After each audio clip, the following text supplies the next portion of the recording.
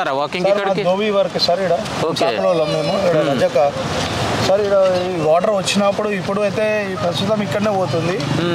Water level ఎక్కువైనప్పుడు ఈ మీరు నిలబడిన జగలో కూడా వాటర్ ఉంటుంది.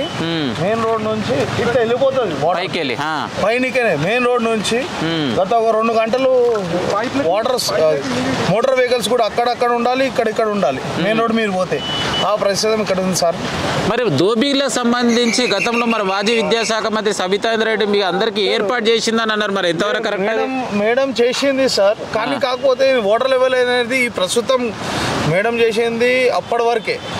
ఇప్పుడు గవర్నమెంట్ వచ్చింది ఏమంటారు సార్ 101% సెక్యూర్ మాకు ఇవ్వాలి.